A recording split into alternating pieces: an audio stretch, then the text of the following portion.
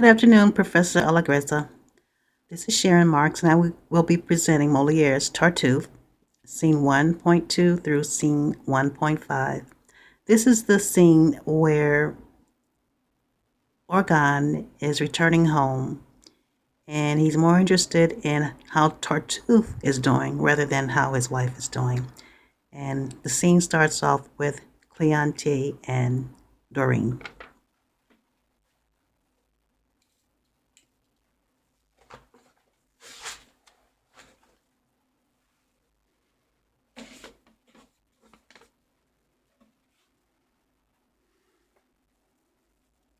That old lady. Stand here. She's crazy. I know why you're wary. Shall I call her back to hear you say that old lady? That would make her day. She's lost her mind. Now we have the proof. Head over heels in love with whom? Tartuffe. So here's what's worse and weird. So is her son. What's more, it's obvious to everyone. Before Tartuffe and he became entwined, Orgon once ruled this house in his right mind.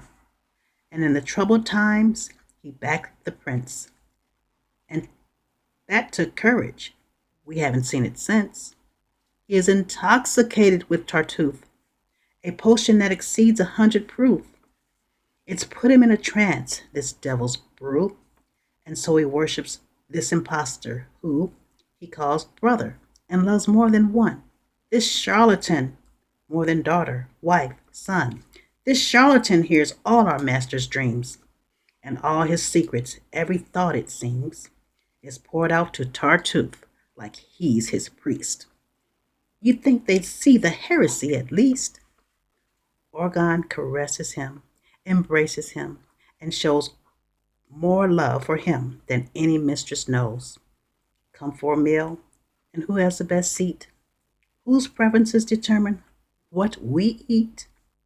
Tartuffe consumes enough for 6, is praised, and to his health is every goblet raised, while on his plate are piled the choicest bites. Then when he belches, our master delights in that and shouts, God bless you, to the beast, as if Tartuffe's the reason for the feast. Did I mention the quoting of each word? And if it's the most brilliant thing we've heard? And oh, the miracles Tartuffe creates, the prophecies we write while he dictates. All that's ridiculous. But what's evil is seeing the deception and upheaval of the master and everything he owns. He hands him money. They're not even loans. He's given it away. It's gone too far to watch Tartuffe play him like a guitar. And this Laurent, his man, found some lace, shredded it, and threw it in my face. He found it pressed inside the lives of saints. I thought we'd have to put him in restraints to put the devil's finery beside the words and lives of saintly souls who died. His action of satanical transgression, and so, of course, I hurried to confession.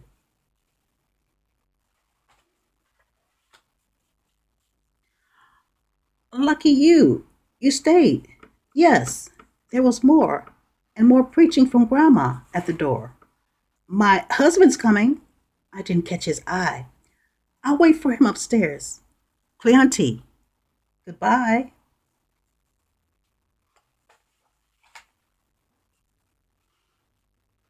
I'll see you soon. I'll wait here below.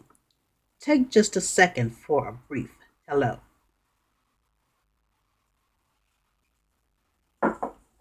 While you have him, say something for me. My sister needs for father to agree to her marriage with Valier as planned.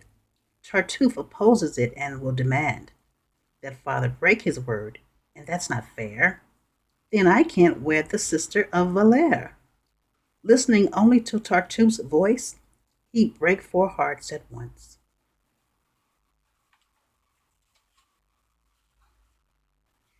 He's here.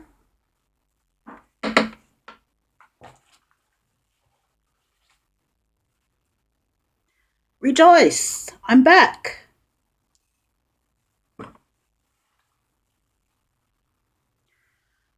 I'm glad to see you, but I'm on my way. Just stay to say hello. No more to say? Doreen, come back. And Cleante, why the hurry? Indulge me for a moment. You know I worry. I've been gone for 2 days. There's news to tell. Now, don't hold back. Has everyone been well?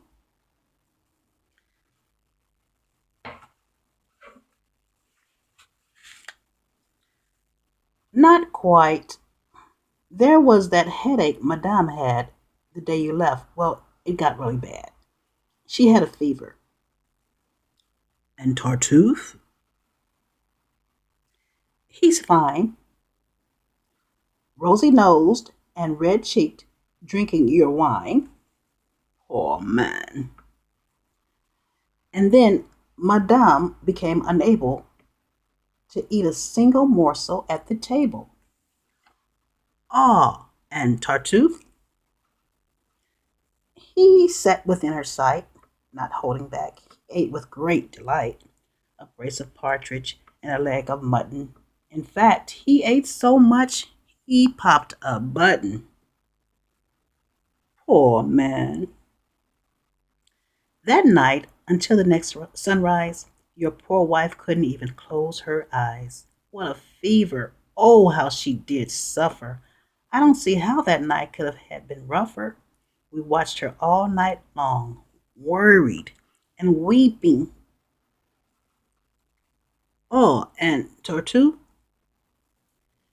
at dinner, he grew sleepy. After such a meal, it's not surprising. He slept through the night, not once arising. Poor man. At last, won over by our pleading, Madame agreed to undergo a bleeding, and this, we think, has saved her from the grave. Oh, and Tartuffe? Oh, he was very brave. To make up for the blood Madame had lost, Tartuffe slurped down red wine, all at your cost. Poor man. Since then, they've both been fine. Although Madame needs me, I'll go and let her know how anxious you have been about her health and that you prize it more than all your wealth.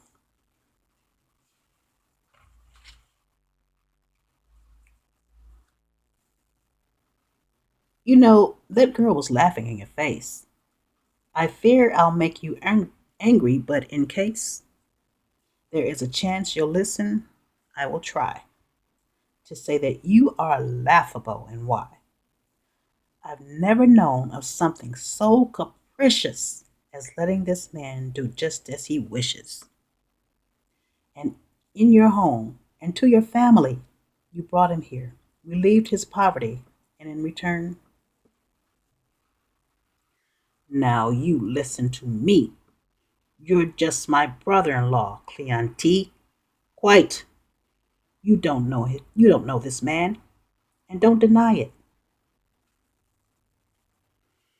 I don't know him. Yes, that may be so, but men like him are not so rare, you know.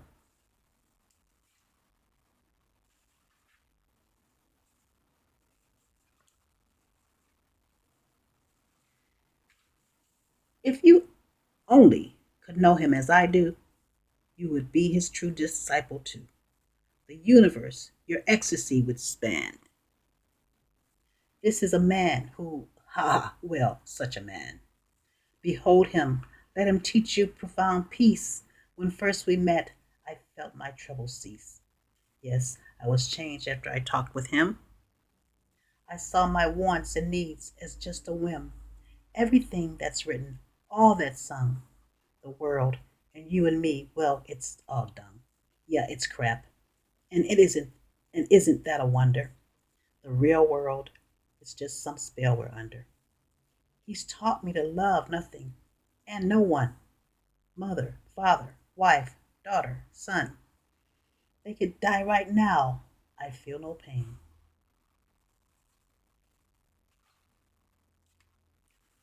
What feelings you've developed. How humane.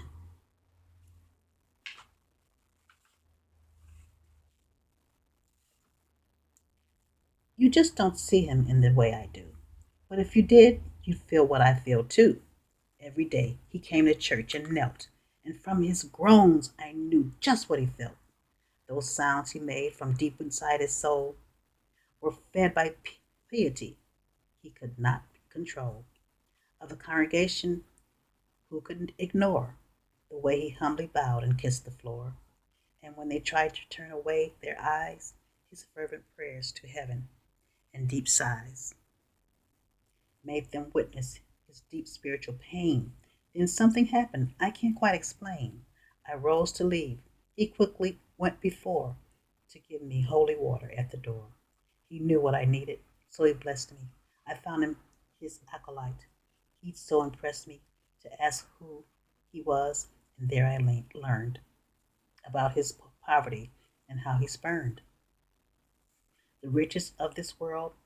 And when I tried to give him gifts in modesty, he cried. That is too much, he'd say. A half would do. Then gave a portion back with much ado.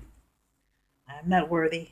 I do not deserve your gifts of pity. I am here to serve the will of heaven, that and nothing more. Then takes the gift and shares it with the poor. So heaven spoke to me inside my head. Just bring him home with you, is what he said. And so I did. And ever since he came, my home's a happy one, I also claim. A moral home, a house that's free of sin. Tartuffe's on watch. He won't let any in. His interest in my wife is reassuring. She's innocent, of course, but so alluring. He tells me whom she sees and what she does. He's more jealous than I ever was. It's for my honor that he's so concerned. His righteous anger's all for me, I've learned. To the point that just the other day, a flea annoyed him as he tried to pray. Then he rebuked himself as if he'd willed it, his excessive anger when he killed it.